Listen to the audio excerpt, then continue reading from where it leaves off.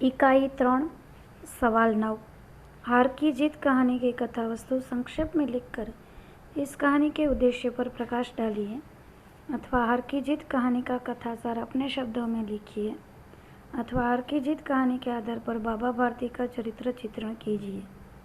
उत्तर रूपरेखा 1 पूर्व भूमिका 2 हार की जीत कहानी का कथासार 3 हार की जीत कहानी का उद्देश्य 4 हार की जीत कहानी में बाबा भारती का चरित्र 5 उपसंहार। 1 पूर्व भूमिका। हार की जीत हिंदी के प्रख्यात कहानी लेखक सुदर्शन की सुप्रसिद्ध कहानी है। सुदर्शन प्रेमचंद युग के मूर्धन्य कहानीकार है। उन्होंने प्रेमचंद जी की तरह अनेक उत्प्रेरक कहानियाँ लिखी हैं। हार की जीत एक मनोवैज्ञानिक और आदर्शवादी कहानी है। बे हार की जीत कहानी का कथासार। हार की जीत केवल 2 पात्रों के मनोमंथन और पारस्परिक संघर्ष की मार्मिक कहानी है। बाबा भारती इस कहानी के केंद्रीय चरित्र है। दूसरा चरित्र डाकू खड़क सिंह है। दोनों विरोधी चरित्र है। इस कहानी का आरंभ बाबा भारती के अश्ववात्सल्य से होता है। बाबा भारती के पास सुल्तान नामक एक सुंदर घोड़ा था। वे अपने घोड़े से पुत्र के समान प्रेम करते हैं और वात्सल्यपूर्वक उसका पालन पोषण करते थे। वह उनकी आंखों का तारा था। उसमें नाम के अनुसार गुण भी थे। एक बार इलाके का प्रसिद्ध डाकू खड़क सिंह सुल्तान को देखकर उस पर मुग्ध हो जाता है। वह उसे पाना चाहता है। बाबा भारती से उसकी मांग करता है किंतु बाबा जी उसकी मांग स्वीकार नहीं करते। डाकू कह देता है, मैं सुल्तान लेकर रहूँगा।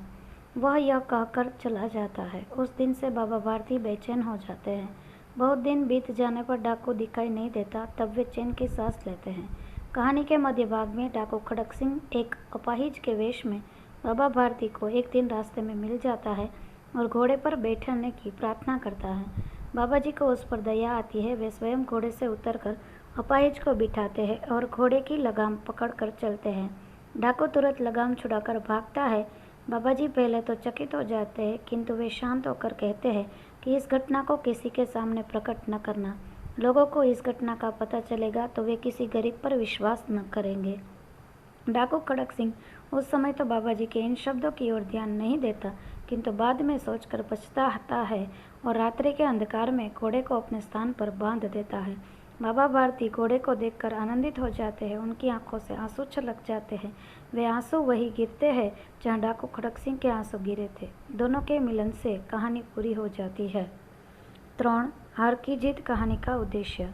हार की जीत कहानी के उद्देश्य और बाबा भारती के चरित्र की विभिन्न विशेषता का चित्रण निम्नलिखित प्रश्नों में किया गया है। संक्षेप में यह कहानी साधु और डाकू के संघर्ष की तथा डाकू के हृदय परिवर्तन की मार्मिक कहानी है। प्रश्न 10 हार की जीत कहानी की कहानी कला की दृष्टि से समीक्षा कीजिए अथवा हार की जीत कहानी के शीर्षक की सार्थकता सिद्ध करते हुए कहानी कला की दृष्टि से उसकी समीक्षा कीजिए अथवा कहानी कला की दृष्टि से हार की जीत कहानी की समालोचना कीजिए अथवा हार की जीत कहानी के आधार पर बाबा भारती का चरित्र चित्रण कीजिए। रूपरेखा 1 पूर्व भूमिका 2 कहानी के तत्व 3 कहानी कला की दृष्टि से हार की जीत 4 उपसंहार। 1 पूर्व भूमिका। हार की जीत सुदर्शन की संदेश प्रदान कहानी है। इस कहानी में एक साधु और एक डाकू को आमने सामने रखकर कहानीकार ने प्रेरक प्रसंग का प्रभावशाली चित्रण किया है। डाकू के हृदय परिवर्तन को लेकर अनेक कहानियाँ लिखी गई है परंतु इस कहानी का शिल्प अपने ढंग का अनूठा है। दोनों प्रमुख पात्रों के मनोभावों का सूक्ष्म एवं सुंदर रेखांकन किया गया है। इस दृष्टि से यह मार्मिक मनोवैज्ञानिक कहानी भी है। बे कहानी कला के तत्व। कहानी लेखन एक कला है। जिस प्रकार एक चित्रकार अपने कौशल से एक सुंदर चित्र बनाता है, शिल्पकार एक मूर्ति निर्मित करता है, उसी प्रकार कहानीकार कुछ निश्चित तत्वों के आधार पर कहानी की रचना करता है। उन तत्वों का उल्लेख इस प्रकार किया जाता है। 1 कथानक या कथावस्तु 2 पात्र और उनका चरित्र चित्रण 3 कथोपकथन या संवाद 4 देश काल और वातावरण 5 भाषा शैली और 6 उद्देश्य। कुछ आलोचक शीर्षक चरम सीमा आदि को भी कहानी के तत्व मानते हैं परंतु इनका समावेश कथावस्तु में हो जाता है। सामान्यतया किसी भी कहानी की समीक्षा अथवा आलोचना करते समय उपर्युक्त 6 तत्वों का ही आधार लिया जाता है। यहाँ हम हार की जीत कहानी की आलोचना भी इन्हीं तत्वों के आधार पर करते हैं। 3 कहानी कला की दृष्टि से हार की जीत। हार की जीत सुदर्शन जी की सर्वाधिक प्रसिद्ध कहानी है। इस हिंदी के अनेक कहानी संकलों में संकलित किया गया है। कहानी कला के सभी तत्वों का इसमें समावेश होता है। सबसे पहले हम कथा वस्तु या कथानक पर विचार करेंगे। एक संक्षिप्त कथा वस्तु। हार की जीत। कहानी की कथा वस्तु सरल और सुबोध है। इसमें बाबा भारती नामक एक साधु के जीवन की मार्मिक घटना का वर्णन किया गया है। साधु होते हुए भी बाबा भारती अपने घोड़े को बहुत चाहते थे। उस घोड़े का नाम उन्होंने सुल्तान रखा था। सुल्तान देखने में सुंदर और चलने में तेज था। बाबा जी उसे देखकर तथा उसकी प्रशंसा सुनकर प्रसन्न होते थे। भगवत भजन से जो समय बचता उसमें वे सुल्तान की सेवा करते थे। एक बार इलाके के प्रख्यात डाकू खड़क सिंह सुल्तान की प्रशंसा सुनकर बाबा भारती के पास आता है और सुल्तान की चाल ढाल देखकर खुश हो जाता है। वह कह देता है, बाबा जी मैं यह घोड़ा आपके पास न रहने दूंगा। यह सुनकर बाबा भारती भयभीत हो जाते हैं। भजन कीर्तन भूलकर घोड़े की रखवाली करते हैं, परंतु लंबे समय के बाद भी जब डाकू दिखाई नहीं देता तब बाबा जी निश्चित होकर भगवत भजन में मन लगा देते हैं। एक दिन बाबा जी जब अपने घोड़े पर बैठकर घूमने जा रहे थे तब डाकू खड़क सिंह एक अपाहिज बनकर सामने से आता है और रामवाला नामक निकट के गांव में ले जाने की बाबा से विनती करता है। अपाहिज को देखकर बाबा के मन में करुणा उत्पन्न होती है। वे उसे घोड़े पर बिठा देते हैं और लगाम हाथ में लेकर पैदल चलते हैं। डाकू लगाम छुड़ाकर भाग जाता है। जब बाबा जी को मालूम होता है कि वह अपाहिज डाकू खड़क सिंह था तब वे उसे रोककर प्रार्थना करते हैं कि इस घटना को किसी के सामने प्रकट न करना, अन्यथा लोग गरीब पर विश्वास न करेंगे। बाबा जी की विरक्ति और लोकहित की चिंता को डाकू के हृदय पर गहरा प्रभाव पड़ता है और वह घोड़ा लौटा देता है। यही कहानी की कथा वस्तु का सार है। बे पात्र और चरित्र चित्रण। इस कहानी में दो ही पात्र है, बाबा भारती और डाकू खड़क सिंह। दोनों का चित्र लेखक ने बड़ी कुशलता के साथ अंकित किया है। किसी का चरित्र कहीं से भी अपूर्ण नहीं है। पात्रों के आंतरिक भावों एवं मानसिक आघात प्रतिघातों का चित्रण भी बड़ी सजीवता एवं स्वाभाविकता के साथ किया गया है। बाबा जी का चरित्र चित्रण। बाबा भारती साधु थे। उनका अधिकांश समय भगवान के भजन में बीतता था। जो कुछ बचता उसमें वे अपने घोड़े की सेवा करते। उन्हें घोड़े से पुत्रवत प्रेम था। उनके हृदय में प्रत्येक जीव के प्रति दया तथा सहानुभूति थी। अपने घोड़े की प्रशंसा सुनकर उनका हृदय अत्यंत प्रफुल्लित हो जाता था। साधु होने के नाते वे दृष्टांतों से स्वभावतः भयभीत भी रहते थे। जब खड़क सिंह ने उन्हें धमकी दी तब वे इतना डर गए थे कि उन्होंने रात दिन एक करके घोड़े की रक्षा की थी।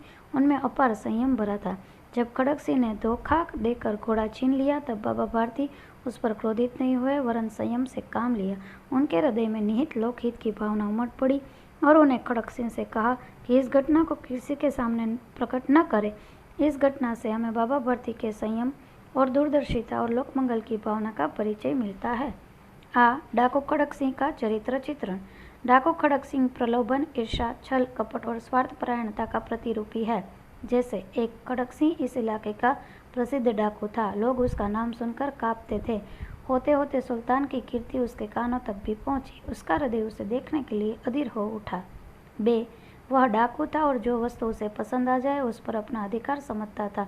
उसके पास बाहुबल था, उसके पास आदमी थे। जाते जाते उसने कहा, बाबा जी मैं ये घोड़ा आपके पास न रहने दूंगा। इस प्रकार कहानी के पात्रों का चरित्र चित्रण भी बड़ी सफलता के साथ हुआ है। प्रत्यक्ष और परोक्ष दोनों पद्धतियों से चरित्र चित्रण किया गया है। 3 संवाद। यद्यपि इस कहानी में कथोपकथन या संवाद बहुत कम है, परंतु सर्वज्ञ छोटे छोटे वाक्यों द्वारा संवाद की रचना की गई है। कहीं पर तो संवाद कथानक को विकसित करते हैं और कहीं पर पात्रों के चरित्र का आदर्श रूप उद्घाटित करते हैं। अतः इस दृष्टि से भी कहानी बड़ी प्रभावपूर्ण है। उदाहरण के लिए, एक बाबा भारती ने पूछा, खड़क सिंह क्या हाल है? खड़क सिंह ने सिर झुकाकर उत्तर दिया, आपकी दया है। कहो इधर कैसे आ गए? सुल्तान की चाह खींच लाई। विचित्र जानवर है, देखोगे तो प्रसन्न हो जाओगे। मैंने भी बड़ी प्रशंसा सुनी है। यह संक्षिप्त और सुमधुर संवाद है। बाबा ने घोड़े को थाम लिया। देखा एक अपाहिज वृक्ष की छाया में पड़ा करा रहा है। बोले, क्यों, तुम्हें क्या कष्ट है? अपाहिज ने हाथ जोड़कर कहा, बाबा मैं दुखिया हूँ। यह कुछ लंबा किंतु प्रभावपूर्ण संवाद है। इस प्रकार कहानी की संवाद योजना सराहनीय है। 4. देशकाल और वातावरण। इसमें देशकाल का निरूपण करने में लेखक बहुत सावधान रहे हैं। वातावरण का वास्तविक चित्र अंकित किया गया है। यथा बाबा का मंदिर कहानी का मुख्य स्थान है।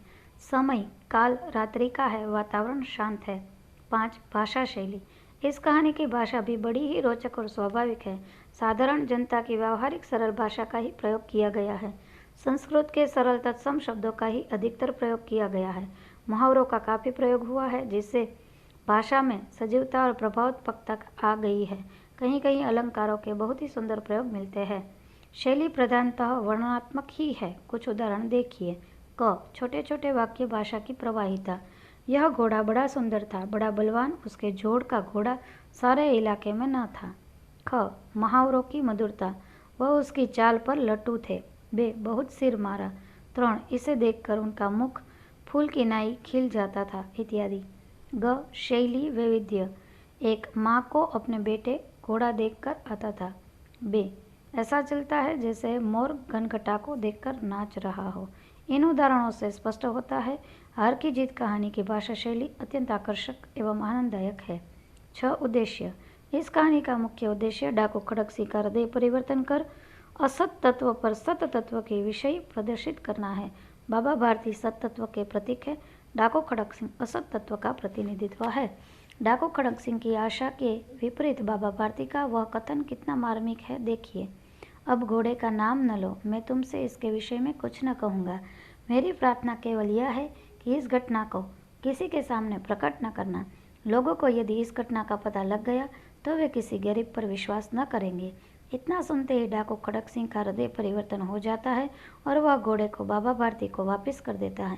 हृदय परिवर्तन की दृष्टि से कहानी पर गांधीवाद का प्रभाव स्पष्ट परीक्षित होता है।